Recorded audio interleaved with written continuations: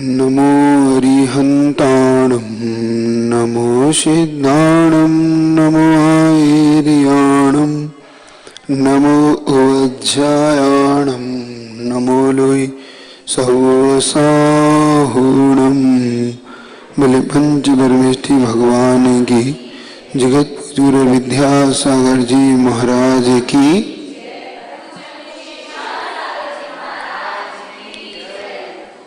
आज द्रव्य के विषय में, कल तत्व का विषय हो गया पूरा, पाप का विषय पढ़ा रहा हूं, जो उसमें एक पुण्य और पाप, 9 पदार्थ में पुण्य और पाप में से पुण्य हो चुका था, पाप रह गए।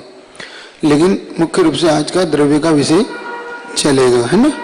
तो द्रव्य किसे कहते हैं इसको, उससे पहले कल का जो पाप का एक विषय जिक्र किया उसको पढ़ लीजिए, ठीक है। तो पाप जिससे प्राणियों की अनिष्ट वस्तुओं का संयोग होता हो, कुमित्रों का, बैरी भाई, बैरी पुत्र, दुखदायक सामग्री जिससे जीव को प्राप्त होती है, उसे हम पाप कहते हैं। मतलब इसको कहते हैं पाप का फल। पाप कहो अथवा पाप का फल कहो, क्योंकि उपचार कारण में कारण का उच्चार किया जाता है। कारण में कार्य का उपचार का मतलब क्या हुआ, कारण को ही कार्य कह देना। पाप कारण है और पाप का फल उसका कार्य है। पैसा और पैसे से आने वाली वस्तु, जैसे हमने सोना और सोने को ही धन बोल दिया, क्योंकि धन से ही सोना मिला था हमें, तो कारण तो था पैसा और फल उसका, कार्य था उसका सोना, कि कारण से हमें सोना मिला। तो यहां पर वो कह रहे हैं कारण में कार्य का उपचार करके हम पाप के फल को भी पाप कह देते। और वैसे भी आपको बताया था, पुण्य पाप की परिभाषा जब अपन ने बनाई थी, तो पुण्य पाप की सरल परिभाषा सफल क्या बनाई थी अपन ने? नहीं, एक और परिभाषा बनाई थी अपन ने कि जो हम किसी को बता ना सके, जो हम किसी को बता ना सके, जो हम किसी के लिए बताने में हमारे मन में भय हो, कोई देख ना ले, द्रव्य, द्रव्य सही द्रव्य आज का। तो जो हम किसी को बता ना सके, ऐसा वो पाप। पुण्य क्या, जिसको हम उत्साह से बता सके कि देखो हमने ये करा, हमारे बड़ों को पता पड़ जाए तो कोई दिक्कत नहीं, जिसको बताने में हमारा उत्साह हो। जैसे आप लोग कोई अच्छा कार्य करते हैं तो महाराज हमने आज ये करा, आज ये मूर्ति ली, हमने ये करा, अभिषेक किया, पूजा की, हमने ये किया। और जिस दिन तुम कुछ नहीं करते उस दिन छिपते फिरते हो कि महाराज जी के सामने मत चले जाए, नहीं तो महाराज जी देख ना ले। ऐसा चोरी छुपे निकलते हो कि महाराज जी को पता ना पड़ जाए कि हम वहां थे, हमने ये कर दिया, हमने आज अभिषेक नहीं किया, या हम आज सोए हुए थे, या हमने याद नहीं किया, तो पता ना पड़ जाए। तो कैसे तुम इधर उधर से बच के निकलते हो? तो ये क्या है, तुम्हारा मन का चोर है। क्या बोलते हैं इसको? चोर, मतलब पाप है। मतलब मन में पाप है तभी तो आप ऐसा बचते हो, और नहीं तो आगे आके बैठते हो, दिखते हो कि हम सबसे पहले, हम देख लो महाराज हम बिल्कुल आ गए आपकी क्लास में। ऐसा थोड़ी, हम ऐसा थोड़ी आपकी क्लास छोड़ते ही नहीं हम तो, आप देख लो हम सबसे पहले आपकी बात है। तो और जिस दिन कुछ गड़बड़ हो, उस दिन सबसे पीछे बैठता है आदमी कि कहीं पूछ ना ले हमसे। हाँ, तो मन की बात इससे पता पड़ जाती है कि अंदर क्या चल रहा है ना, यही। और किसी को पता पड़े ना पता, स्वयं को तो पता रहती है कि हमारे अंदर क्या घट रहा है, क्या चल रहा है। तो हम इससे पता कर सकते हैं कि हमारे अंदर क्या चल रहा है। हमारे चलने से हम कह सकते हैं कि ये पुण्य की पाप है ये। तो पाप का सीधा सीधा विषय है। अब पाप का फल क्या है? तो पाप का फल जैसे अनिष्ट वस्तु का संयोग हो जाना, अनिष्ट वस्तु को मिलना, अनेक ऐसे जिनको हम नहीं चाहते, जो नहीं चाहते उन वस्तु का समागम हो जाना। अब आप उस व्यक्ति को नहीं चाहते, वही मिलता है, पास में वही बैठ जाए, मान लो परीक्षा में वही मिल जाए, जिससे हम चाहते कि ये ना बैठे हमारे पास, और कोई आके परीक्षा में बैठ जाए, क्योंकि वो बताने वाला था ही नहीं, और बताएगा तो। इस प्रकार से पाप, जिससे हमें नरक, तिर्यंच, कुमार योनि में जन्म, जरा, मरण, व्याधि, वेदना, आदित्य को सहन करना पड़े, यह सब पाप की क्रिया है, पाप का फल है। अब पाप कितने होते हैं? तो 5। हिंसा, झूठ, चोरी, कुशील और परिग्रह। फिर पर की निंदा, बुरा विचार इत्यादि, किसी को कष्ट पहुंचाना, अहित करने का भाव, ये सब पाप हैं, है ना। इस प्रकार से आपका ये पाप का पूर्ण हुआ। अब पढ़िए द्रव्य 175 यानी 175 पर द्रव्य का विषय। ये भी एक बहुत अच्छा विषय है जैन सिद्धांत का, जैन दर्शन का गहरा विषय। जैसे तत्व थोड़ा सा अलग विषय था, ऐसे ही द्रव्य भी जैन दर्शन का बहुत अलग विषय है। क्योंकि हर दर्शन में द्रव्य की डेफिनेशन अलग अलग बनाई है, लेकिन जैन दर्शन की जो डेफिनेशन है, जो परिभाषा है, वह सबसे व्यापक, समीचीन और बिल्कुल योग्य परिभाषा है। इसलिए वहां पे द्रव्य को अलग अलग प्रकार से माना है, द्रव्य की संख्याएं भी अलग अलग है। आपके यहाँ द्रव्य और द्रव्य के लक्षण ये देखने लायक, क्योंकि किसी भी वस्तु को जानने के लिए उसका लक्षण जानना बहुत जरूरी है। समझिए, लक्षण मतलब उसका गुण, उसके अंदर होने का, क्योंकि जैसे हर पीली वस्तु सोना नहीं होती, ऐसे ही हर वस्तु द्रव्य नहीं होती। तो द्रव्य का लक्षण जानो। तो अब द्रव्य के बारे में, द्रव्य किसे कहते हैं? जिसका कभी नाश नहीं होता वह द्रव्य है। क्या हो गया? जिसका कभी नाश नहीं होता। लोकाकाश सभी द्रव्यों से भरा हुआ। अलोकाकाश और लोकाकाश, आकाश के हम दो भेद करते। तो लोकाकाश किसे कहते हैं? जिसमें 6 द्रव्य। अलोकाकाश किसे कहते हैं? जिसमें आकाश मात्र रहता हो, शेष द्रव्य नहीं होते। ठीक है, ठीक है परिभाषा आपकी। ये द्रव्य कितने, इनका स्वरूप, लक्षण, इनके उपकार इत्यादि का वर्णन अब इसमें देंगे। तो इसको थोड़ा बहुत अच्छे से पढ़ना, जिससे आपको जैन दर्शन की बहुत गूढ़ता समझ में आई। इसको नहीं छोड़ना। जैसे तत्व के विषय में जानना चाहा, वैसे ही द्रव्य का, क्योंकि द्रव्य का लक्षण से आपको द्रव्य पकड़ में आएगा। आप कौन से द्रव्य हो? जीव द्रव्य। लेकिन किसके साथ हो? अभी पुद्गल द्रव्य के साथ मिक्स हो। तो जीव और अजीव का भी मिक्सअप है आपका भी। शुद्ध द्रव्य तो नहीं है। सिद्ध भगवान कैसे हैं? शुद्ध जीव द्रव्य है ना। अब यहां पर पहले हम सबसे पहले जीव द्रव्य की डेफिनेशन, मतलब जीव द्रव्य किसे कहते हैं, इसको जानने का पुरुषार्थ करते हैं। ठीक है। तो जो गुण और पर्याय वाला होता है उसे हम द्रव्य कहते हैं। क्या परिभाषा है? जो गुण और पर्याय वाला होता है उसे हम द्रव्य कहते हैं, अथवा जिसका सत लक्षण वाला। उत्पाद, व्यय, ध्रुव, युक्तम, सत, सत द्रव्यस्य लक्षणम। ये 2 सूत्र हैं। तत्वार्थ सूत्र के कौन से अध्याय के हैं? 5वें अध्याय के सूत्र हैं। ये भी भूल रहे हो? अरे आपसे कहा था अजीव यानी पुद्गल द्रव्य का जितना भी वर्णन है वो 5वें अध्याय में है। पहले से 4थे अध्याय में कौन से जीव का वर्णन, कौन से द्रव्य का वर्णन है? जीव द्रव्य।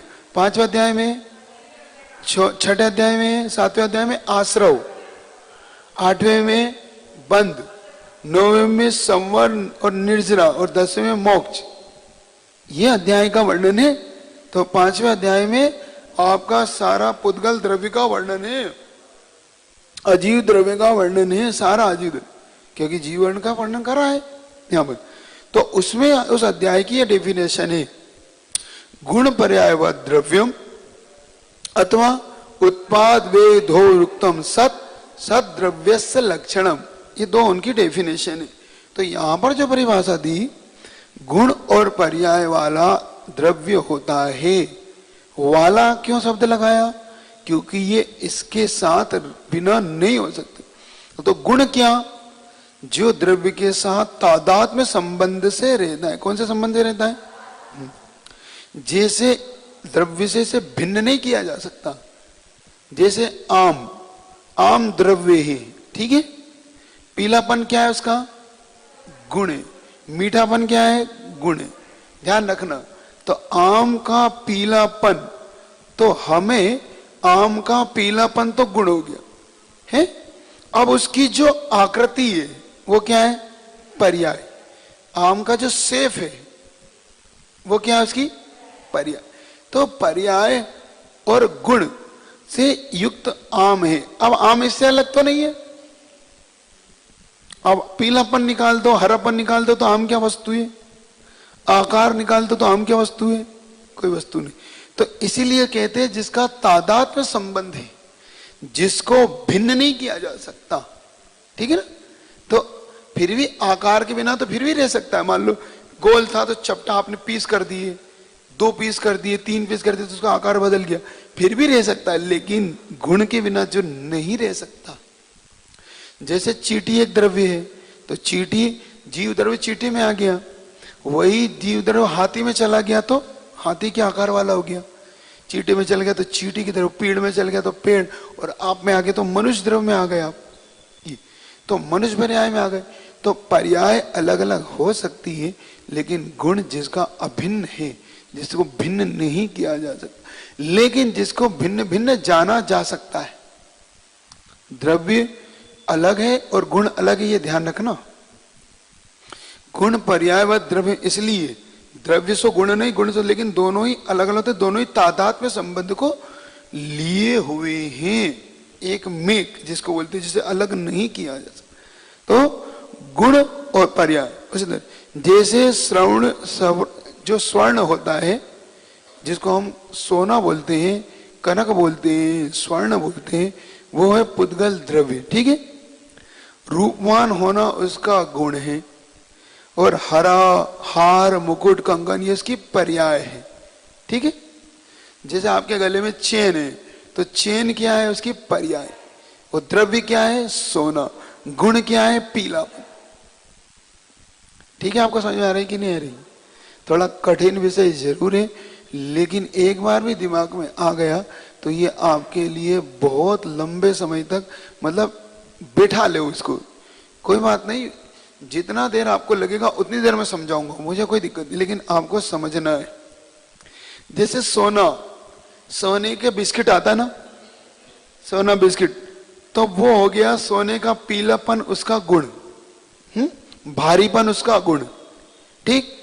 जो उसकी सोने की बट्टी जो बिस्कुट था वो उसकी पर्याय, ठीक। और सोना स्वयं में द्रव्य, ठीक है। तो वो किससे पहचान में आया? उसके गुणों और पर्याय से। सोना अलग से नहीं पहचान में आ सकता, या तो द्रव्य उसके गुण और पर्याय से हम पकड़ते हैं कि ये सोना है। जीव द्रव्य कैसे पकड़ में आता है? जानने और देखने से, क्योंकि जो जानता और देखता है उसे हम जीव द्रव्य कहते हैं ना। तो जब हम आप लोग सुन रहे हैं, जान रहे हैं, इसका मतलब आपके अंदर जीव है। जिस दिन आपका जीव इससे निकल जाएगा शरीर से, ये ना सुनेगा ना, कितना ही हिलाओ उसको, कुछ भी करो, डॉक्टर भी कहते था अब ये नहीं सुनने वाले, अब तो ये गए, मतलब अब ये नहीं रहे, इसका मतलब क्या हुआ? जीव द्रव्य चला गया। ऐसे तो जीव या द्रव्य, जो भी द्रव्य होगा, वो अपने गुण और पर्याय से पकड़ में आता है हमारा। जैसे स्वर्ण का पुद्गल द्रव्य हो गया स्वर्ण, उसका रूपवान मतलब पीलापन उसका गुण हो गया, और हार, मुकुट, कुंडल कुछ भी बना लो, कड़ा बना लिया, चूड़ी बना ली, उसकी क्या हो गई? तो क्या हो गई? अब स्वर्ण क्या हुआ? पीलापन क्या हुआ? और हार, कंगन, मुकुट क्या हुआ? ये याद रखना, ठीक है ना। अब ये 3 चीज याद रखते हैं, आपको बिल्कुल सब कुछ स्पष्ट हो जाएगा ऐसा। अब आप बताना जल्दी से, मनुष्य क्या हुआ? जीव द्रव्य। मनुष्य पर्याय, ध्यान रखना। जीव क्या हुआ? जीव द्रव्य, है ना, मनुष्य। और ये मनुष्यपना क्या हुआ? पर्याय, ठीक है ना। मनुष्य गति इत्यादि पर्याय हुआ, और उसका सुनना, जानना, देखना क्या हुआ? गुण हुआ। ये तो वो उसका गुण हुआ, ये इसके द्रव्य हुआ, ये पर्याय। तो मनुष्य द्रव्य एक द्रव्य हुआ, मनुष्य गति में जो उसका पुरुष इत्यादि पर्याय हुई। पुरुष, मनुष्य तो अपन द्रव्य समझ लो, ठीक। और पुरुष, स्त्री, नपुंसक ये उसकी पर्याय हुई, और उसका जानना, देखना ये उसका गुण हुआ, ठीक है ना। ये इस प्रकार से आपको मनुष्य के बारे में जानना है, मनुष्य द्रव्य के। तो ये जीव द्रव्य हुआ, ये ठीक है। तो द्रव्य के बिना गुण और पर्याय नहीं होती, क्योंकि ये द्रव्य के आधार से रहती है। किसके आधार से रहती है? द्रव्य इनके आधार से नहीं रहता। जैसे धन और धनी, धन जिसके पास धन होता है वो क्या कहलाता है? धनी। धन धनी के बिना नहीं रहता, मतलब उसका फिर कोई उपयोग नहीं हो, तो फिर मिट्टी है, भले ही वो गड़ा हुआ है। क्या है वो? जब आपके पास है तभी तो वो धन है, वरना मिट्टी है, कोई इनको कौन उपयोग कर रहा उसका? ऐसा वो पड़ा है। जैसे कंकर है वैसे सोने की ढेली पड़ी है, जैसे मिट्टी की ढेली पड़ी है, दोनों एक एक उपयोग ही नहीं कोई इसका, कोई जानता नहीं ये धन है। धनिक ही उसका उपयोग करता है कि ये धनी है। धन से जैसे धनी है, तो धन आधार, धनिक आधार है और धन आधे ही है। आधार आधे समझ गए?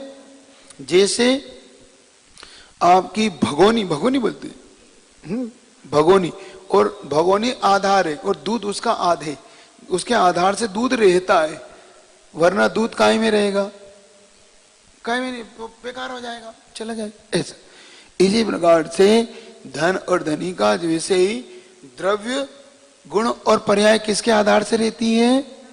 द्रव्य के आधार से। इसलिए उन्होंने कहा द्रव्य के बिना सोने को फेंक देता है, क्योंकि वो एकदम मान लो उसमें काल धूली चढ़ी हुई है ना, और मिट्टी में पड़ा था, ऊपर से आपको देखा है क्या कचरा था, फेंक दो उसको। लेकिन किसी ने उसको साफ सुथरा किया, अरे ये तो सोना है, तो जब उसका कीमत आपको समझ में नहीं आई ना, जब तक उसके पर्याय आपके दिखने में नहीं आ रही थी, उसकी गुण दिखने में नहीं आया, तो आपने फेंक दिया। और जैसे आपको गुण समझ में आया, अरे ये तो काम का है। जैसे कई व्यक्ति मान लो बहुत सुंदर नहीं हो, बहुत अच्छा नहीं हो, लेकिन जब उनसे आप मिलते हैं, जब उनके गुण समझ में आते, तो भैया ये तो बहुत काम का आदमी है। यूं वैसे आप देख रहे थे, अरे तो काला कलूटा सा कैसा है ना, कोई है कैसा है, बात भी नहीं करते, लेकिन बाद में ओह भले ही भैया इसके पास रूप नहीं, इसे गुण बहुत है, ये तो बहुत फुर्ती से काम करता है, ये तो बहुत चतुर है, ये बड़ा ज्ञान रखता है, बहुत जानकार है, फिर कैसे आप उसको अपने पास रखते हैं? नहीं भैया मित्रता इनसे करो, ये बड़े काम के आदमी है, ये तो बहुत कुछ जानता है, ये तो बहुत अच्छे से हमको पढ़ा सकता है, ये बहुत अच्छे हमें बच्चों को बता सकता है। तो अब तुम उसके पर्याय या रूप पे चले गए, है ना, कहीं कहीं ऐसा हो जाता है। तो आप उसके गुण और पर्याय से, तो गुण बाद में समझ में आते हैं आपको, पर्याय बाद में समझ में आती है कि ये तो वैसे पर्याय वाला नहीं है भैया, ऐसे बहुत काम। तो ध्यान पर द्रव्य दोनों एक दूसरे के अभिनव भाव संबंध। अब इसको और समझो, इसको क्या बोलते हैं? जिसके बिना जिस जो हो और जिसके बिना जो नहीं हो, उसको बोलते अभिनव भाव संबंध।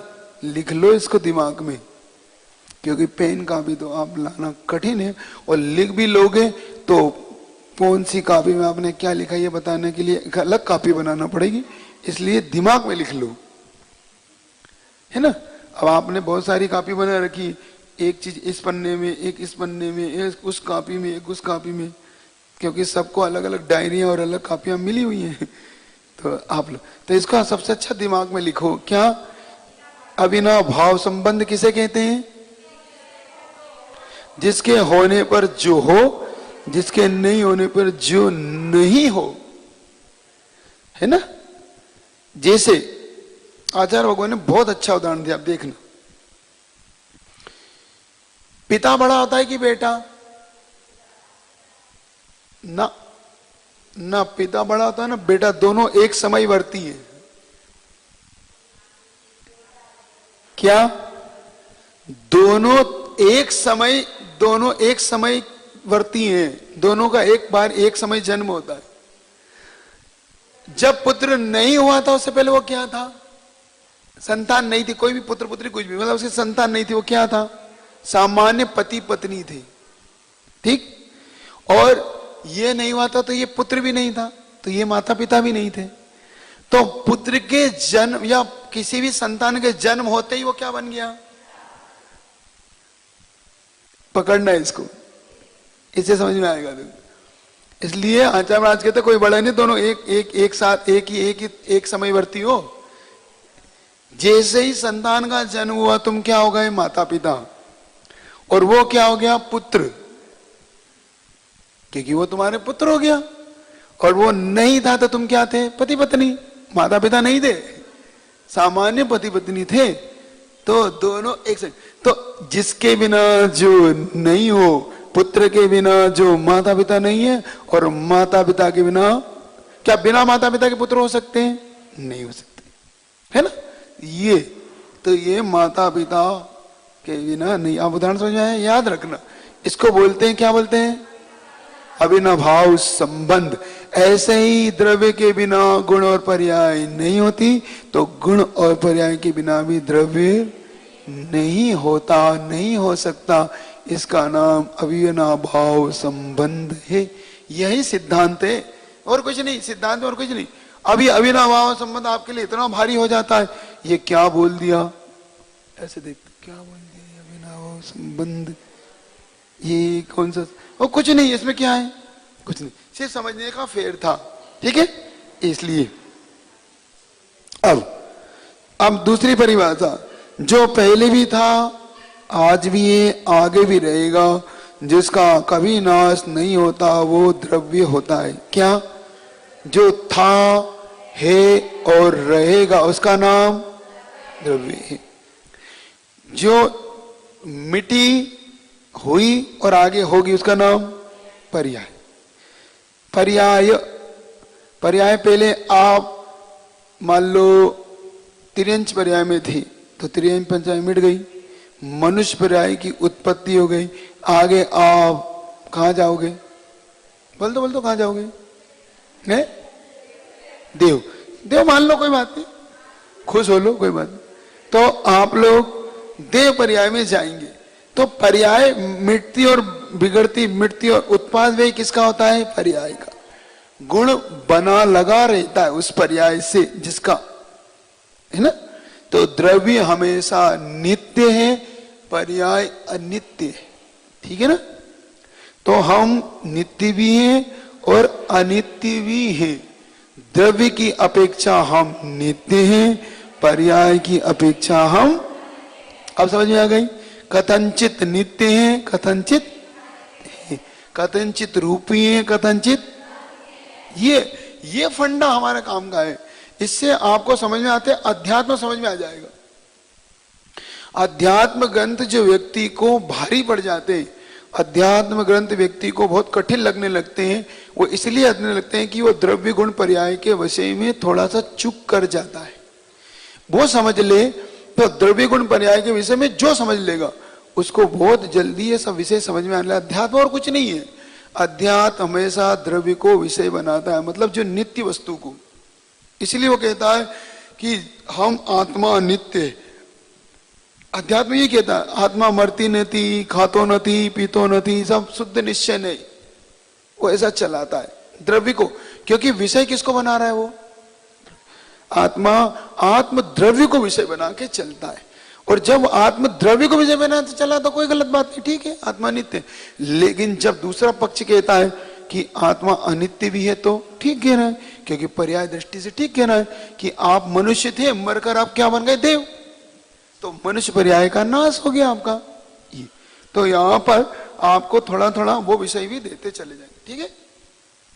तो जो पहले भी था, आगे भी था, आगे भी रहेगा, जिसका कभी नाश नहीं होता, उसे क्या बोलते हैं? द्रव्य। तो द्रव्य हमेशा नित्य होता है, पर्याय हमेशा, ये याद रखिएगा। वो गुण नहीं, गुण नित्य क्या नित्य होते हैं? गुण नित्य है, ध्यान रखना, क्योंकि वो द्रव्य का अभिन्न अंग है, पर्याय नहीं है। गुण कभी नहीं बदलता। तुम्हारा चेतना गुण बदल जाएगा तो फिर अनित्य क्यों कह रहे हैं? नहीं, लक्षण देखो, द्रव्य का पर्याय का कोई गुण थोड़ी होता है। यही तो आपको याद रखना है। लक्षण मानो आपने, द्रव्य का लक्षण क्या बनाया? गुण पर्याय व द्रव्यम। द्रव्य का लक्षण है गुण और पर्याय, पर्याय का लक्षण नहीं है गुण। लक्षण किसका है? और लक्षण वही होता है जो दूसरे में ना पाया जाए। जीव द्रव्य के अलावा किसी में नहीं पाएगा ये है। तो जीव द्रव्य में जो चेतन लक्षण, चेतन गुण है, चेतन गुण जीव द्रव्य के अलावा कहीं नहीं पाया जाएगा। अब पुद्गल द्रव्य का गुण पर्याय अलग होगी, धर्म द्रव्य का गुण पर्याय अलग होगी। ये देखना आप लोग, इसको समझने का पुरुषार्थ करना। तो पर्याय का गुण नहीं होगा, पर्याय तो सिर्फ द्रव्य की होगी और गुण भी द्रव्य का होगा, जो द्रव्य के आधार से रहता है। ये समझने वाला विषय है, इसलिए ठीक। तो हमारे लिए हमेशा द्रव्य गुण और पर्याय वाला होता है, ये पक्की धारणा बनाना। अथवा उत्पाद वे ध्रुव से जो व्यक्त होता है वो सत होता है और सत द्रव्य का लक्षण होता है। ये दो लक्षण बांधे, उसको बांधना आप सीखे, ठीक है। उत्पाद वे ध्रुव क्या होता है महाराज जी, पूछो। उत्पाद यानी उत्पन्न होना, व्यय यानी नाश होना, ध्रुव यानी बना रहना। अब कैसे, तो उदाहरण दिया उन्होंने,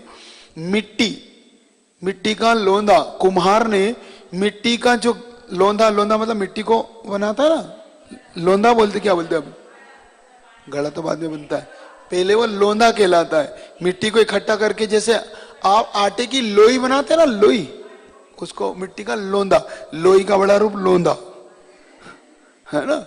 अब लोई छोटी हो गई, लोंदा बड़ा हो गया, क्योंकि अब घड़ा बनना ना उसका, तो वो मिट्टी को अच्छे छान छून के अच्छे से गीली करके वो लोंदा बना लेता है, इतना बड़ा है ना।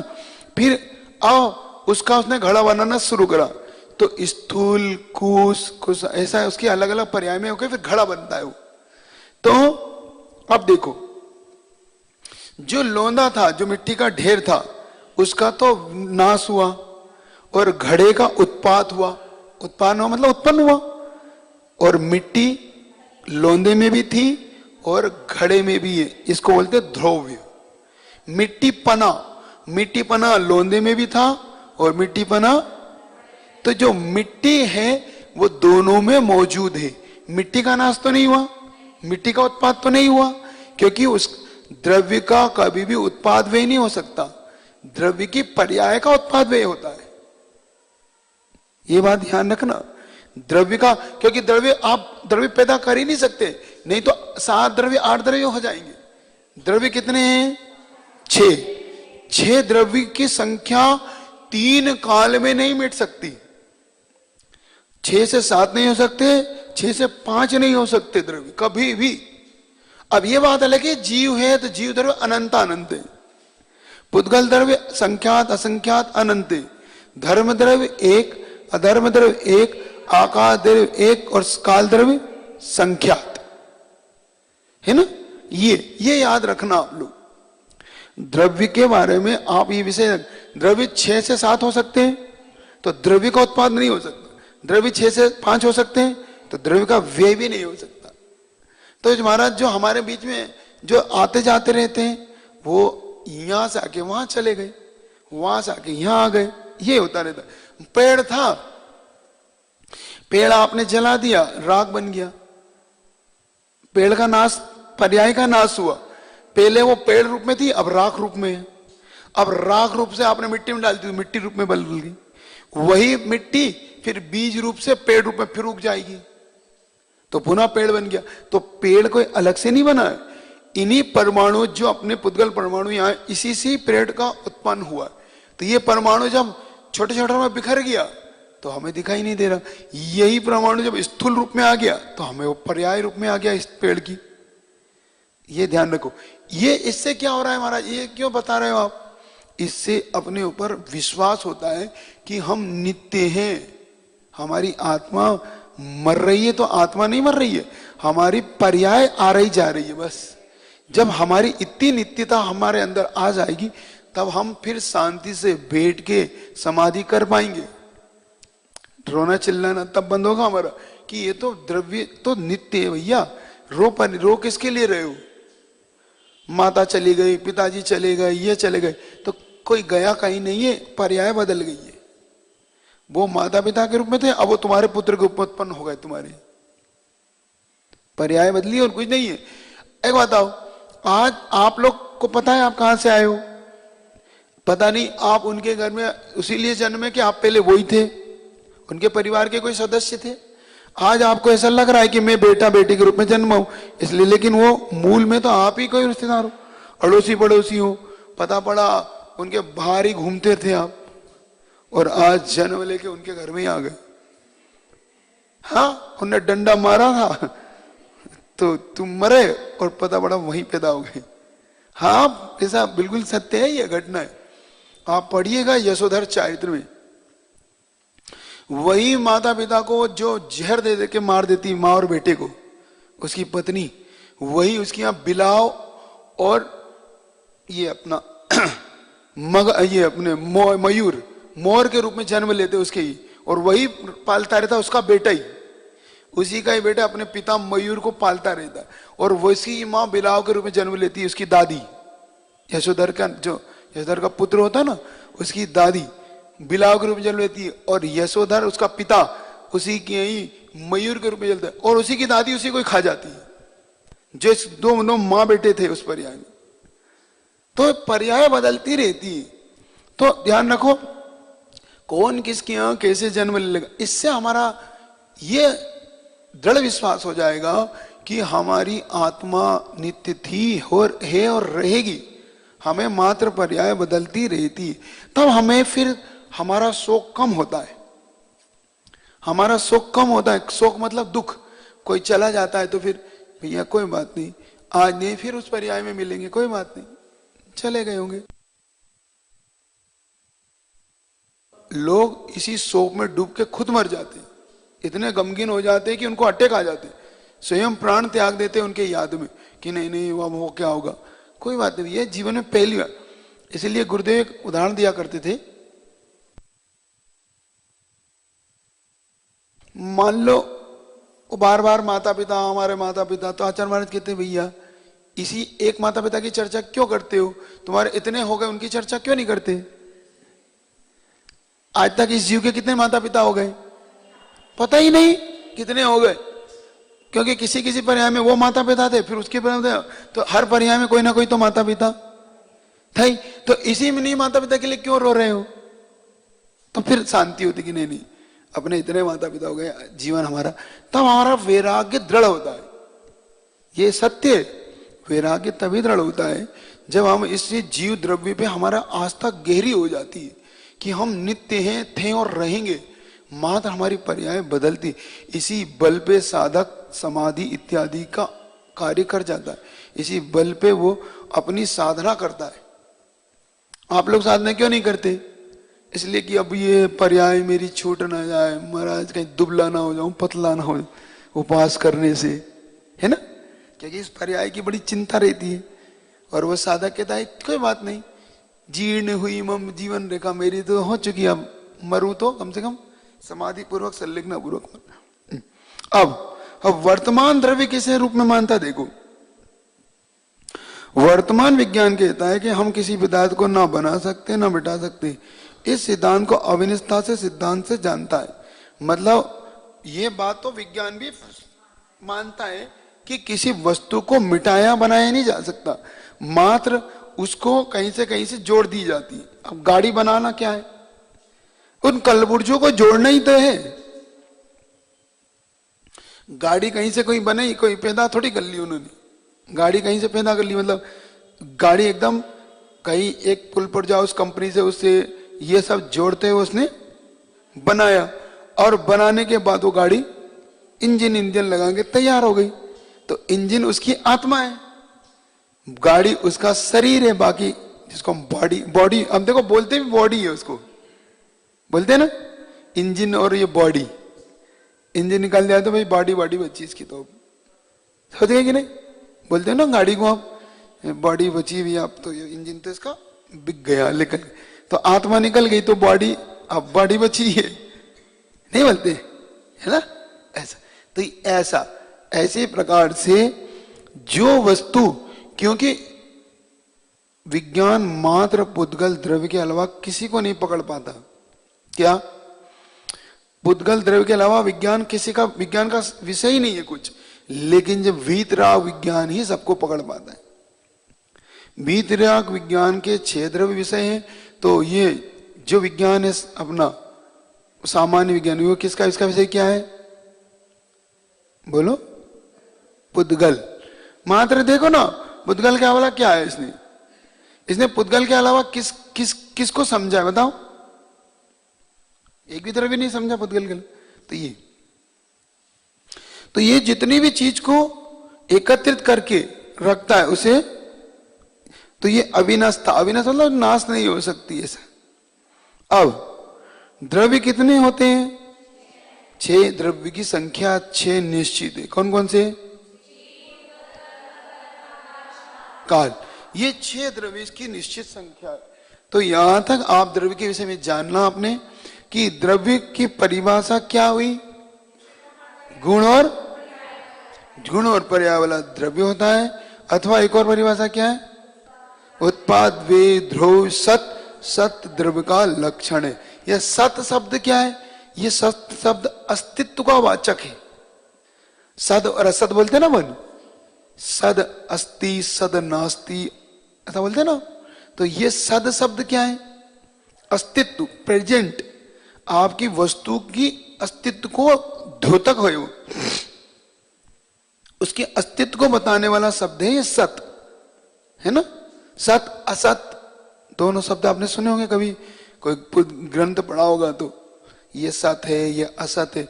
सत का विनाश नहीं होता, असत की उत्पत्ति नहीं होती, ये बिल्कुल सत्य है। असत मतलब जो है ही नहीं, जो नहीं है उसकी उत्पत्ति कैसे होगी? और जो है उसका विनाश नहीं हो सकता।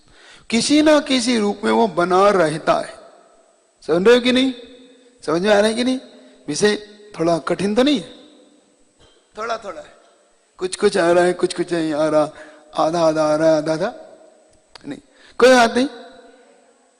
क्योंकि है ये द्रव्यानुयोग का विषय। किसका विषय है ये द्रव्यानुयोग का विषय है। द्रव्य की जहां चर्चा हो, द्रव्य अनुयोग मतलब उसकी चर्चा। कम से कम इतना मन बना लो कि जितना समझ में उतना से ही कम से कम सुन सके, क्योंकि जीवन में ये विषय भी सुनने को नहीं मिलते, और मिल भी जाते हैं तो कठिन समझ के आदमी से छोड़ देता। तो कम से कम आप अपने ऊपर इतना उपकार करना, मुझ पे नहीं करना, मुझ पे तो कोई उपकार की जरूरत नहीं, मुझ पे तो मेरे गुरु ने खूब उपकार कर रखा है। आप अपने ऊपर उपकार करना कि आप इस द्रव्य को समझ सको, मतलब इसे सुनने का भी भाव बना सको, इसको सुनने का भाव भी अंदर में रख सको, तभी आप इसको समझ पाओगे। वरना अगर कठिन समझ के छोड़ दोगे, क्योंकि 2 दिन बाद आपका मन विचलित हो सकता है कि ये बड़ा कठिन विषय ले लिया महाराज जी ने, जब सरल लेंगे तब देखेंगे, है ना। आदमी फिर सोचता है कि अब तो सरल विषय आएगा। तो ध्यान रखो, संसार में मरण से ज्यादा कुछ सरल नहीं है, जीना ही कठिन है। बताओ, मरना सरल है कि जीना? जीना। मरना तो 1 मिनट लगता है, चटपट हो जाता है। सल्फास खाओ मर गया, फांसी लगाओ मर गया, टेकाया मर गया, कूद जाओ मर गया। जीना सबसे कठिन है। और आप जीना चाहते हो कि, पूछ रहा हूं, आप जीना चाहते हो कि मरना? बोलो ना। तो मतलब आप कठिन कार्य करना चाहते हो, इसका मतलब आप सरल कार्य नहीं चाहते। तो ये कठिन कार्य के सरल, तो इसको पढ़ोगे कि नहीं? जब आप जीना जितना कठिन कार्य करना चाहते हो, तो मरने जैसा सरल कार्य आप नहीं करना चाहते, तो फिर सरल नहीं पढ़ना, हमें क्या पढ़ना है? कठिन पढ़ना। क्योंकि किसी ने कहा है मरने के लिए थोड़ा सा जहर काफी है, जीने के लिए बहुत जहर पीना पड़ता है। क्या? मरने के लिए थोड़ा सा जहर काफी है, जीने के लिए बहुत जहर पीना पड़ता है। ध्यान रखना। अब समझ में थोड़ी देर से आएगा, और जिनको आएगा वो 2 दिन बाद हंसेंगे, वो पता है वो 2 दिन बाद फिर मिलेंगे तो हम पूछ लेंगे भैया क्या हुआ, तो ठीक है, ये जुहू वाला वही व्यक्ति है जिसे 2 दिन बाद समझ में आया है। ठीक है ना। तो जीव द्रव्य, क्योंकि जब आप मुस्कुराते हो ना तो मुझे लगता है कि जीव द्रव्य है। जब आप बिल्कुल ऐसे बैठ जाते हो तो लगता है कि जीव है कि नहीं। जीव थोड़ा सा है ना, थोड़ा सा होना चाहिए, कोई बात नहीं। तो 6 दिनों। अब जीव द्रव्य, अब आपकी परिभाषा दी जा रही, क्योंकि आप सब क्या हो, जीव। तो अब आपकी परिभाषा आप अच्छे से नोट करिएगा कि आप क्या हैं। जैसे जीव द्रव्य किसे कहते हैं, जिसमें दर्शन ज्ञान रूप चेतना पाई जाए उसे हम जीव द्रव्य कहते हैं। ज्ञान और दर्शन जीव में और भी गुण है कि नहीं, प्रमेयत्व अगुर लघुत्व सब अव्याबाद, ऐसे बहुत से गुण हैं। लेकिन इन दो की चर्चा क्यों की जाती है, इन दो की चर्चा इसलिए की जाती कि ये दो ही गुण चेतन है। क्या चेतन दो ही गुण है, ज्ञान और दर्शन, बाकी सब अचेतन गुण है। जीव में कितने गुण है, अनंत गुण। कितने गुण है, इसमें से कितने गुण चेतन है, 2। कौन कौन से, और बाकी गुण। इसलिए आचार्य श्री का वो संस्मरण याद करो जिसमें आचार्य श्री ने कहा था किसी अपेक्षा से जीव मतलब अचेतन भी है। याद है, संस्मरण याद है। जब विद्वानों के सामने आचार्य श्री धवला की गोष्ठी कर रहे थे तो गोष्ठी के अंदर आचार्य श्री ने एक शब्द बोला था कि कथनचित जीव अचेतन भी है। तो विद्वानों ने कहा था अरे अचेतन कैसे हो सकता है, जीव तो चेतन। तो आचार्य श्री ने कहा था कि दोनों चेतन द्रव्य को ज्ञान और दर्शन छोड़ के शेष द्रव्य अचेतन है, इसलिए जीव की अपेक्षा से अचेतन भी है। तो विद्वानों ने बड़ी ताली बजा के उसका समर्थन किया था। ठीक है, तो वो याद रखो संस्मरण, आचार्य जी ने इसीलिए तो कहा था। तो कुछ गुण चेतन है, कुछ गुण अचेतन है ना। तो अपने को चेतन गुण की चर्चा इसलिए की कि जीव का लक्षण चेतना से जाना जाता है। जीव की पहचान किससे जानी जाती है, चेतना से। तो चेतना उसका लक्षण है और लक्षण से लक्ष्य तक पहुंचा जाता है। क्या लक्ष्य की प्राप्ति लक्षण से होती है, बिल्कुल बना के रखना। मान लो तुम्हें लाखों में अगर किसी की पहचान करना हो तो तुम्हें उसका लक्षण पता होना चाहिए।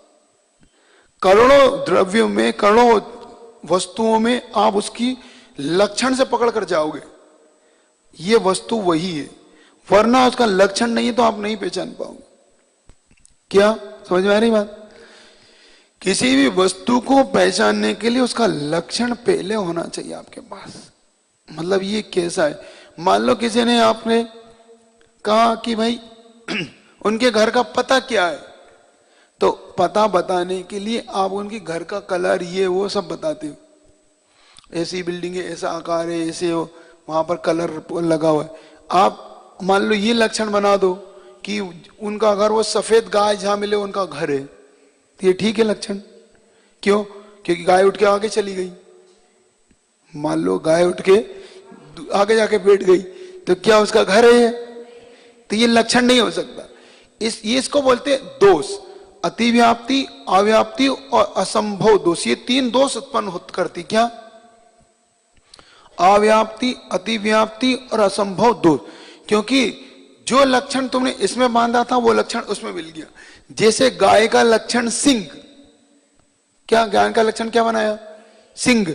तो सिंह तो भैंस के भी होते हैं, बैल के भी होते हैं, तो गाय का लक्षण सिंह नहीं बन सकता, क्योंकि ये अतिव्याप्ति दोष है आपका। क्योंकि लक्षण लक्ष्य से और विपरीत में भी मिल गया ये। इसलिए लक्षण वो होता है जो लक्ष्य को पहुंचाए, लक्ष्य को हमें दिलाए, उसका नाम लक्षण है। ये चीजें इसलिए कह रहा हूं आपसे कि अब इसमें तो नहीं मिलेगी आपको, लेकिन सुनने से आपके दिमाग में ये बात बैठना चाहिए। जैसे अविनाभाव संबंध बैठ गया आपके दिमाग में। अविनाभाव संबंध किसे कहते हैं? जिसके होने पर जो हो, जिसके नहीं होने पर जो। जैसे धूम के होने पर अग्नि नियम से होती, तो अग्नि के होने पर ही धूम होगा, लेकिन अग्नि के होने पर धूम हो ये नियम नहीं। लेकिन धूम जब भी होगा, धुआं, धूम यानी धुआं, धुआं जब भी होगा तो धुएं के होने पर अग्नि नियम से होगी, ये बिल्कुल तय। क्योंकि बिना अग्नि के धुआं, आप कहावत भी है, धुआं उठ रहा है इसका मतलब कितना कुछ अग्नि है, आग लगी हुई है कहीं ना कहीं।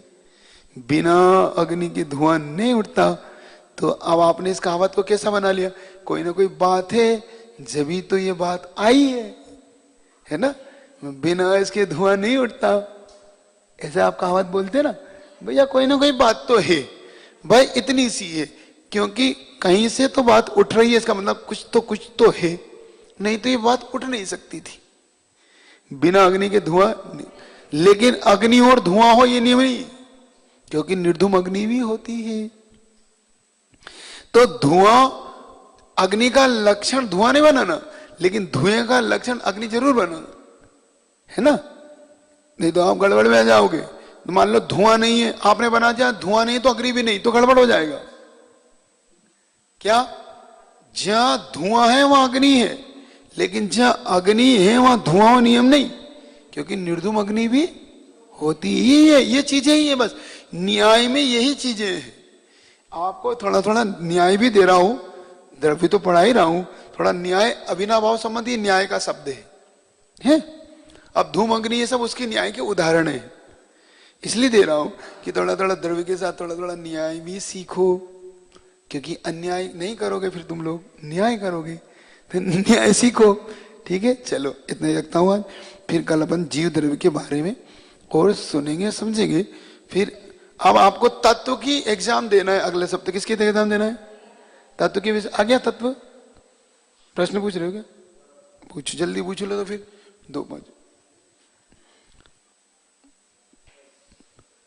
कोई बात नहीं, ऐसे ही पूछ लो भैया। है कोई बात? चला गई भैया, हमारा ले लो।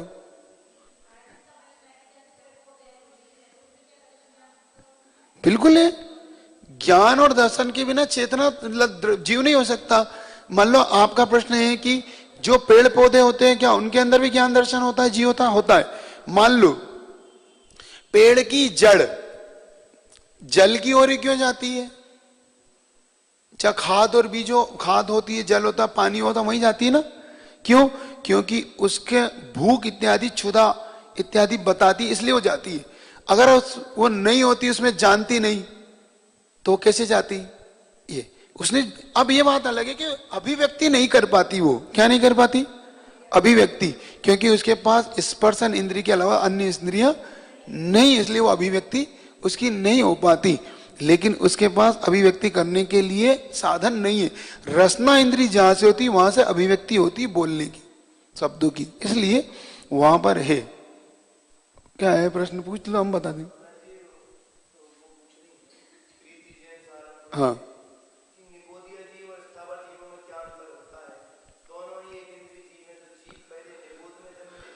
स्थावर की संख्या आचार्यों ने 5 दिए। अब प्रश्न आपका यह है कि स्थावर जीव और निगोदिया जीव में क्या अंतर है? देखो, स्थावरों की संख्या 5 है। पृथ्वी का है, जल का है, अग्नि का है, वायु का है, वनस्पति का है। जो निगोदिया जीव है वो वनस्पति कायिक है। वनस्पति कायिक होने से वो वनस्पति आधार से वो रहते, इसलिए वो वनस्पति काय में उनका गर्भित हो जाता है। वो अब जो ठसाठस भरे वो 2 प्रकार के होते हैं, सूक्ष्म और बाधक। तो सूक्ष्म जीव जो ना स्वयं बाधित होता ना किसी को बाधा देता, इसलिए वो सूक्ष्म नहीं होता, इसलिए उसको जरूरत नहीं पड़ती आधार की। लेकिन जो स्थूल है उन्हें बात पड़ती है साक्षात। जैसे कि आलू के अंदर निगोदियों की अनंत राशि बड़ी, हमारे शरीर के अंदर अनंत, और इस 3 लोक में 14 राज्यों में निगोदिया ठसाठ, इसलिए वो निगोदिया। चलिए, शिल्पा जैन सहारनपुर से, चरणों में कोटि कोटि नमोस्तु। निधत्ती और निकाचित कर्म में क्या अंतर है? निधत्ती तो निकाची 2 प्रकार के अंतर। निधत्ती में उन्होंने बताया था अपने को, जिसमें उदीर्णा मतलब सत्ता से बात उदीर्णा और संक्रमण ना हो सके। लेकिन निकाचित में 4 चीजें होती है, उदीर्णा, संक्रमण, अपकर्षण और उत्कर्षण, जिसमें चारों नहीं हो सके। इसलिए निधत्ती और निकाचित, निधत्ती में 2 चीज नहीं होती और निकाचित में 4 नहीं होती। इनमें बस इतना अंतर, लेकिन फल की अपेक्षा दोनों को ही भोगना पड़ता है। हाँ, जो वीरसेन स्वामी का उदाहरण दिया कि जिन बिंब दर्शन के माध्यम से भी ये देखे जाते, ये एक उदाहरण अपने को मिलता है। धौला महाराज जी। मधु जैन दिल्ली से चरणों में बारंबार नमोस्तु। उनका प्रश्न है, जब हम कोई नियम आदि लेते हैं, व्रत करते हैं, तो पुण्य का अर्जन होता है या कर्म निर्जरा? दोनों होती है, क्योंकि एक कारण से कई कार्य देखे जाते हैं। व्रत नियम लेने से अगर सम्यक दर्शन के साथ आपका व्रत नियम है, और व्रत नियम जिनसे आपकी गुणस्थान बदलता है, जैसे प्रतिमा इत्यादि लेके मुनि आर्य का बन के आप अगर पंचम या छठे सातवें गुणस्थान में जाते हैं, तो इससे आपकी निर्जरा भी होती है। लेकिन जो अविरति के साथ व्रत नियम लेते हैं चौथे गुणस्थान के साथ, वहां पर पुण्य का आश्रव मात्रा बहुत होती है। कर्म की जो निर्जरा या जिसको बोलते बंध विच्युति वो हो जाती है। जैसे कि मिथ्यात्व में आप सम्यक दृष्टि बन गई, तो वहां पर जो 42 प्रकृति इत्यादि प्रकृतियों का जो बंध रुक गया, जैसे मिथ्यात्व के साथ साथ तिर्यंच आयु, तिर्यंच गति, नरक गति, इनका जो बंध रुक गया, नरक आयु, ये सब बंध विच्युति हो गई, मतलब इनका रोक देना। बंध विच्युति का मतलब रुक जाना। अब इनका बंध नहीं हो सकता पहले, क्योंकि इनका बंध पहले दूसरे स्थान में ही होता है, इसलिए इनकी निर्जरा मानी जाती है एक तरीके से, मतलब इनको रोक दिया गया। और वहां पर पुण्य का तीव्र आश्रव होता है। अब एक ही कारण से कई कार्य कैसे होते हैं, तो देखो, जैसे अग्नि जलाते हो, तो अग्नि आपको प्रकाश भी देती है, प्रताप भी देती है, और भोजन को पकाती भी है। तो एक ही अग्नि से तीनों कार्य होते हैं ना, मतलब प्रकाश भी दे रही, मतलब उजाला भी कर रही, और प्रताप दे रही, मतलब आपकी ठंड भी दूर कर रही, और आपका भोजन भी पका रही। तो एक ही कारण से कई कार्य देखे जाते हैं, ऐसा भी सिद्धांत है। महाराज जी, दीपाली जैन चंदनगर से सहारनपुर से चरणों में बारंबार नमोस्तु। महाराज जी, उनकी जिज्ञासा है, मैं मंदिर जी की चटाई छोड़ना चाहती हूँ, क्या पूजा बिना चटाई के की जा सकती है? चटाई की दिक्कत नहीं है, लेकिन फिर आपको अपने घर से कुछ ऐसी व्यवस्था बना लेना चाहिए, क्योंकि ठंड है ना, ठंड है, वहां पर जमीन इत्यादि से भी कई प्रकार के आपके शारीरिक रोग उत्पन्न हो सकते हैं। जैसे कि आचार्य महाराज ने हम लोगों को भी साधना के लिए कहा, लेकिन जब बाद में आचार्य महाराज को लगा साधुओं को साधना के दौरान कि भाई इन मिट्टी के तो होते नहीं है, सब संगमरमर इत्यादि के होते, इससे कमर इत्यादि में कई रोग हो सकते हैं, घुटने इत्यादि की तकलीफ हो सकती है, इसलिए आपको फिर दूसरी व्यवस्था बना लेना चाहिए। कोई बात नहीं, आपको मंदिर चटाई छोड़ना है, छोड़ दें, आपको मना नहीं है, लेकिन फिर आप अपने घर से चटाई इत्यादि की व्यवस्था बनाएं, मतलब जमीन से सीधे टच में ना आए, इससे आपको शारीरिक नुकसान हो सकता है। फिर इससे ये भी हो सकता है कि हम मंदिर गए तो हमें ये नुकसान हो गया, तो ऐसा ना हो जाए, इसलिए आप कर सकते, करने का मना नहीं है। चलिए, जाप कर ले तो सीधे बैठिएगा। तो और आप आपकी तत्व की तैयारी करिएगा, है ना, अगली रविवार आपकी तत्व की परीक्षा होगी, बहुत अच्छा है तत्व का विषय, और आपकी वीडियो जारी हो जाएगी उसकी, जितनी है 1-2 दिन में आज ही हो जाएगी। तो आपको वो तत्व के विषय में जितनी वीडियो जारी उसमें से आप बताना, ठीक है, आप सुन लेना। चलिएगा, ओम सम्यक दर्शनाय नमः, ओम सम्यक ज्ञानाय नमः, ओम सम्यक चारित्राय नमः, ओम ह्रीं अरम असिया उषा नमः, ओम ह्रीं अरम असिया उषा नमः, ओम ह्रीं ओम ह्रीं ओम ह्रीं अरम असिया उषा नमः, ओम ह्रीं अरम असिया उषा नमः, ओम ह्रीं ओम ह्रीं ओम ह्रीं अरम असिया उषा नमः, ओम ह्रीं अरम असिया उषा नमः, ओम ह्रीं ओम ह्रीं ओम ह्रीं अरम असिया उषा नमः, ओम ह्रीं अरम असिया उषा नमः, ओम ह्रीं ओम ह्रीं ओम ह्रीं अरम असिया उषा नमः, ओम ह्रीं अरम असिया उषा नमः, ओम ह्रीं ओम ह्रीं ओम ह्रीं अरम अस्या उषा नमः। ओम ह्रीं अरम अस्या उषा नमः। ओम ह्रीं ओम ह्रीं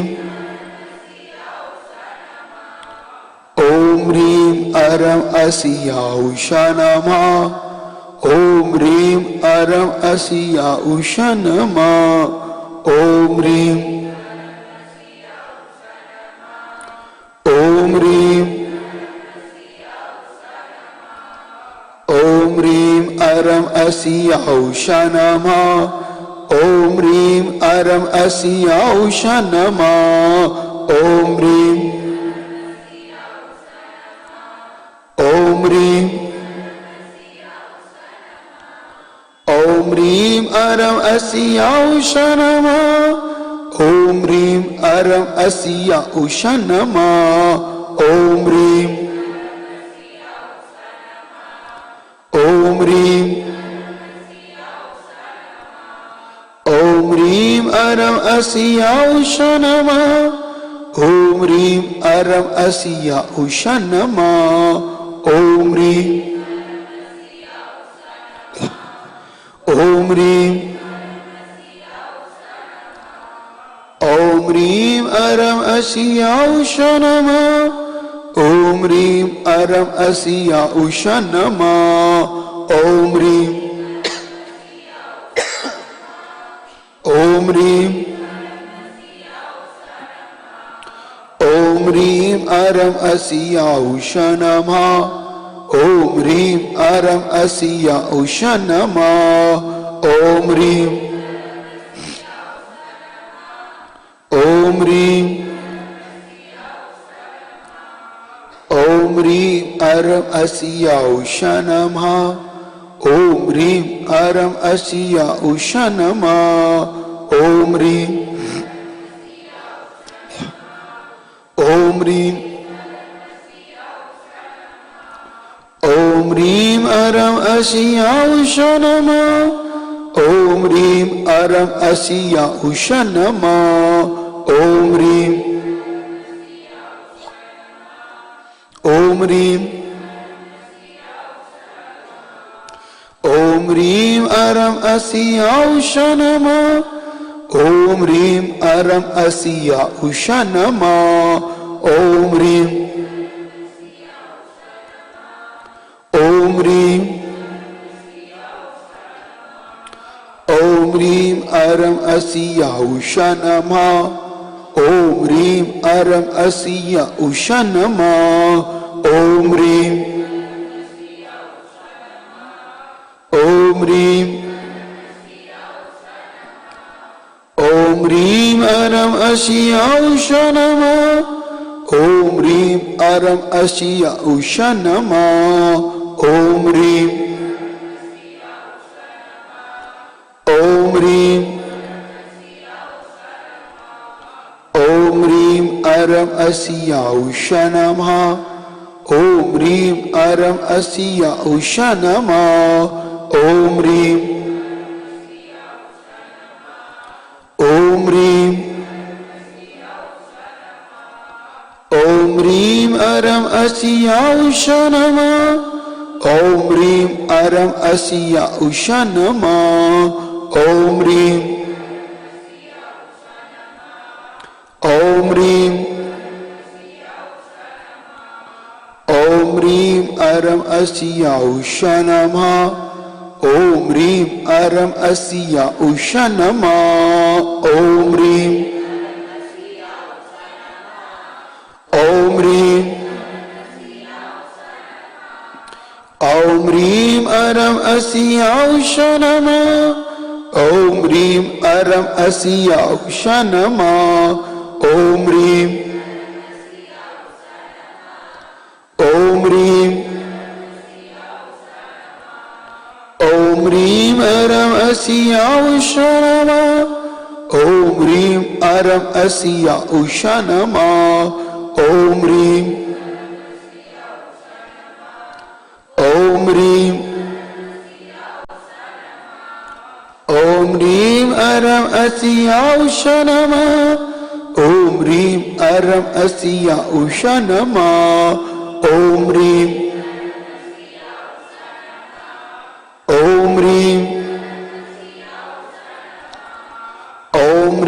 अरं अस्या उषा नमः ॐ ह्रीं अरं अस्या उषा नमः ॐ ह्रीं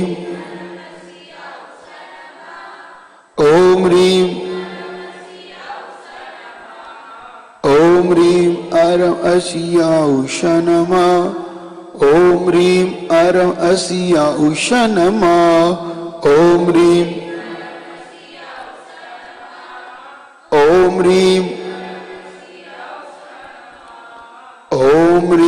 अरं अस्या उषा नमः ॐ ह्रीं अरं अस्या उषा नमः ॐ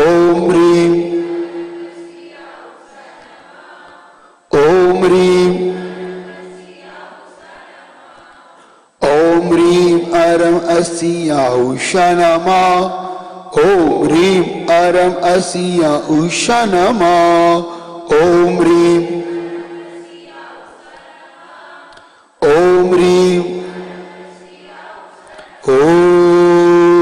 ह्रीं अरहं अस्या उषा नमः सम्यक् दर्शनाय नमः सम्यक् ज्ञानाय नमः सम्यक् चारित्राय नमः।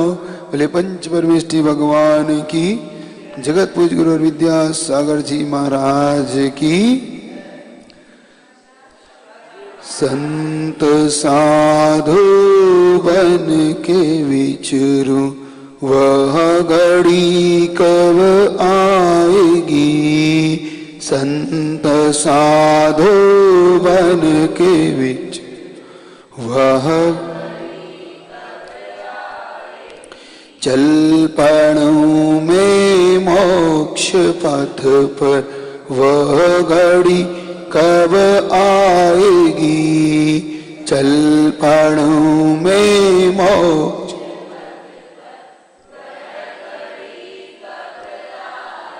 हाथ में पीछी का मंडल ध्यान आत्म राम का। हाथ में ध्यान आत्म चढ़ कर घर बार दीक्षा की घड़ी कब आएगी। छोड़ कर मार दीक्षा की घड़ी आएगा वैराग्य मुझको इस दुखी संसार से। आए इस दुखी त्याग दूंगा मोह ममता वह घड़ी कब आएगी। त्याग दूंगा मोह ममता पांच समिति तीन गुप्ति 22 परिसय 20 पांच समिति तीन गुप्ति 22 परि भावना 12 भाव वह घड़ी कब आएगी। बाह्य उपधि त्याग कर निज तत्व का चिंतन करूं। बाह्य उपधि त्याग कर निर्विकल्प होवे समाधि वह घड़ी कब आएगी। संत साधु बन के विचरूं वह घड़ी कब आएगी। जिनवाणी के ज्ञान से सुजीलो गालो सोवाणी मस्तक दरोजा। हे जिनवाणी भारती तो है। और सभी को तत्व का प्रश्न पत्र भी बनाना है अपना अपना। ठीक है ना। सिद्ध चक्र मंडल विधान आपका होने वाला है 26 तारीख को। यह सिद्ध चक्र मंडल विधान मान लो जीवन का आपका बहुत गजब का अतिशयकारी मंडल है। यह अनंतानंद सिद्ध परमेष्टि की स्तुति है, जिनकी स्तुति करते हुए अरिहंत तीर्थंकर भगवान भी दीक्षा को ग्रहण करते हैं। ध्यान रखना, तीर्थंकर किसी को नमस्कार करते तो मात्र सिद्धों को, इसके अलावा किसी को नमस्कार करते। जब दीक्षा लेते हैं तो नमः सिद्धाभ्या के लेते। ऐसे वो सिद्ध परमेष्टि भगवान है जिनकी विशुद्धि इतनी गजब की है। और बीजाक्षर से युक्त ये जो मंत्र मिले अपने को, ये सारे मंत्र सिद्ध परमेष्टि के हैं।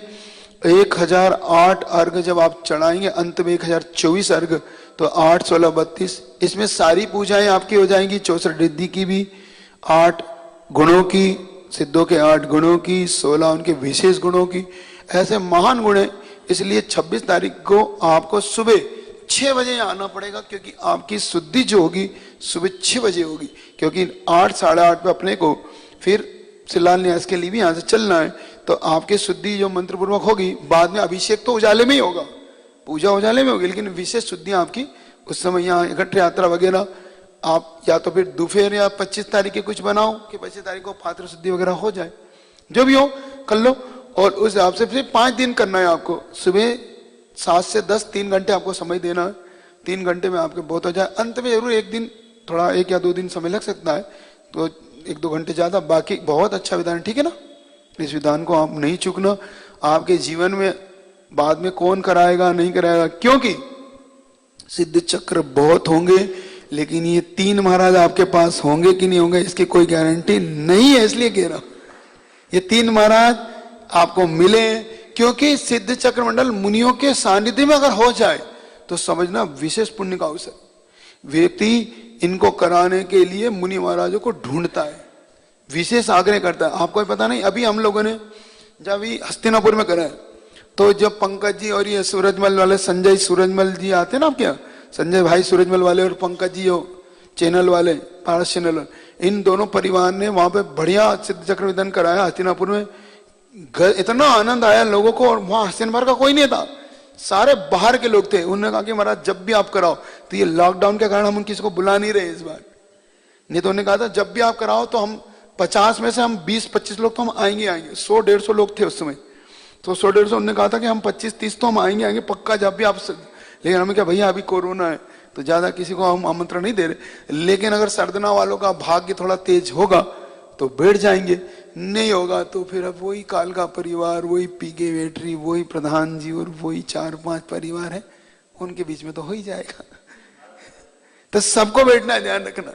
और विशेष तौर से जिन्होंने द्रव्य दिया है, जिन्होंने भोजन दिया है, जिन्होंने वस्त्र दिया है, उन सबको तो बैठना ही बैठना, ठीक है ना। तो आपके लिए तो मात्र बैठना है। लोगों ने तो द्रव्य सामग्री समर्पित कर रखी है कि हम हमारी तरफ से द्रव्य दे दो।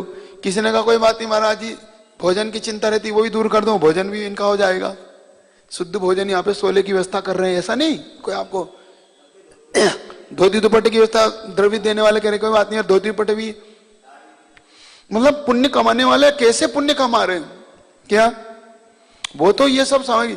और तुम्हारा भाग्य कैसा है, फिर भी तुम ठंडे हम नहीं कर रहे, तो रोते रहो ठीक है ना। जिनवाणी चल ऊपर यही ये जब बड़े बाबा के सानिध्य का आनंद थोड़ा अलग है। मेरा मन यहाँ थोड़ा विशेष तौर से अलग भाव आता है। नीचे भी कर सकते हैं, देख लेंगे कभी होगा, लेकिन अभी फिलहाल तो यही है ना। यहाँ संख्या यहाँ पर्याप्त रहेगी, और जितना बढ़ता है उतना आनंद आता है। नीचे क्या फिर इतना ठंड रहती लोग। चले जिनवाणी के ज्ञान से सोवाणी मत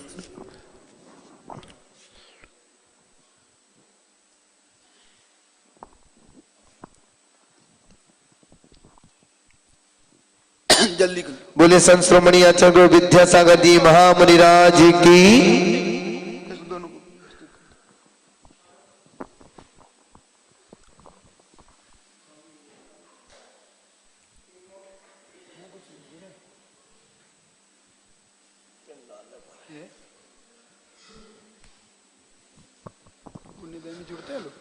फंसी भंवर में थी मेरी नैया, चलाई तूने तो चल पड़ी है। फंसी भंवर में थी मेरी नैया, चलाई तूने तो चल पड़ी है। पड़ी जो सोई थी मेरी किस्मत, पड़ी जो सोई थी मेरी किस्मत, वो मौज करने निकल पड़ी है। फंसी भंवर में थी मेरी नैया, चलाई तूने तो चल पड़ी है। भरोसा था मुझको मेरे बाबा, भरोसा था मुझको मेरे बाबा, यकीन था तेरी रहमतों पे, यकीन था तेरी रहमतों पे। खड़ा था चौखट पे तेरी कब से, खड़ा था चौखट पे तेरी कब से, निगाह निर्धन पे अब पड़ी है। फंसी भंवर में थी मेरी नैया, चलाई तूने तो चल पड़ी है। फंसी भंवर में थी मेरी नैया, चलाई तूने तो चल पड़ी है। पड़ी जो सोई थी मेरी किस्मत, वो मौज करने निकल पड़ी है।